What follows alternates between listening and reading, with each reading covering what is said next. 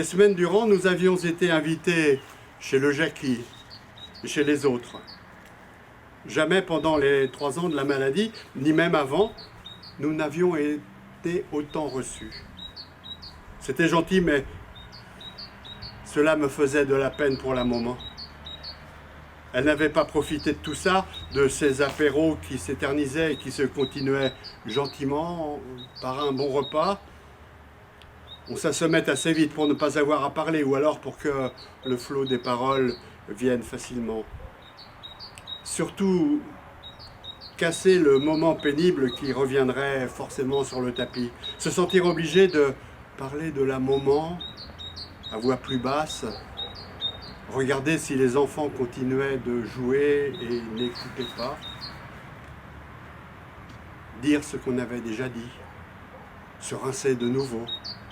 Un blanc, en attendant que l'alcool fasse son effet. Redire des choses plus joyeuses, une connerie prise à la télé, une bien bonne qu'on avait entendue la veille. Terminer sur une note gaie puisque il était temps de se sauver. Après, il y avait eu les vacances d'été où tout le monde était parti un peu. J'avais inscrit FUS et Gilou à un stage de foot au Luxembourg. On compète à Grevenmacher, près de la Moselle. Je les emmenais le matin, regardais la première heure d'entraînement, puis j'allais me perdre dans les forêts du coin. Quand j'étais courageux, je sortais à vélo, mais depuis la maladie de la maman, j'avais une appréhension. Va pas te faire renverser, il serait beau les enfants avec personne pour s'occuper d'eux. Le camping était coquet, plein d'Allemands qui faisaient la route des vins. C'était bonjour, bonsoir avec eux. On profitait de notre société tous les trois. Les enfants me racontaient leur journée de foot, comment ils s'en étaient tirés, les cadors d'un côté, les victimes de l'autre, eux, bien au milieu. Il y avait des clans dans ce regroupement.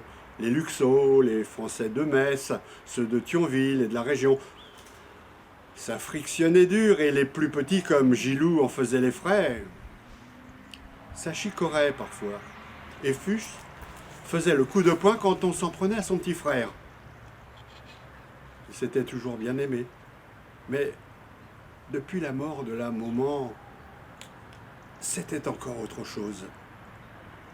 Nous prenions notre temps, ils étaient tous les deux bien fatigués de leur journée, mais on restait ensemble longtemps, à siroter, à nous sourire, à regarder parfois les autres tablés du camping.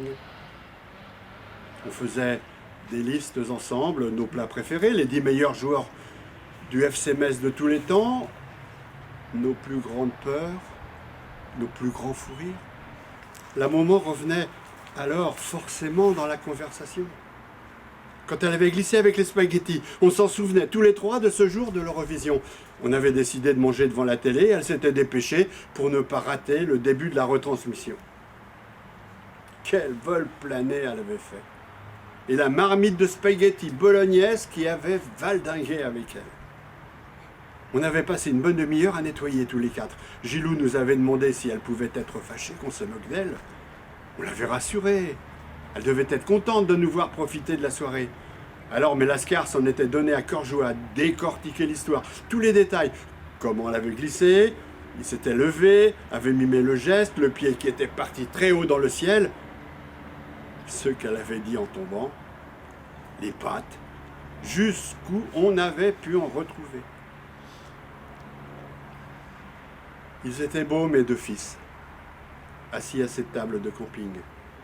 Fuchs, déjà grand et sec, Gilou, encore rond, une bonne bouille qui prenait son temps pour grandir. Ils étaient assis dos à la Moselle et j'avais sous mes yeux la plus belle vue du monde. Mon regard allait des coteaux presque dans l'obscurité à leur visage bien réveillé, franc, éclairé par notre lampe tempête. J'étais content ce soir-là. Et tous ceux qui avaient suivi. Je profitais de cette période. Il y avait déjà 3 mois que la maman était partie. J'avais évacué la peur de ne pas y arriver, de ne pas faire face à tout ce qu'il y avait à organiser, à gérer, tout ce que j'avais déjà entrevu depuis 3 ans. C'était terrible à dire. Mais c'était presque plus facile, maintenant qu'il n'y avait plus l'hôpital, les soirées et les dimanches passés à attendre. Presque plus facile.